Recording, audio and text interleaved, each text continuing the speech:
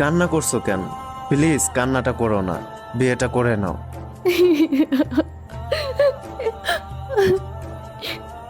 আমি কি করে থাকবো তোমাকে ছাড়া? আমার ভীষণ কষ্ট লাগছে, আমি ভেঙে পড়ছি তোমার জন্য।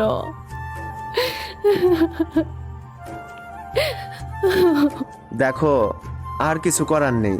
তুমি অনেক যুদ্ধ করেছো তোমার ফ্যামিলির সাথে, আমিও অনেক যুদ্ধ করেছি আমার ফ্যামিলির সাথে, কিছু হয়নি, শেষে কষ্টই পেয়েছি।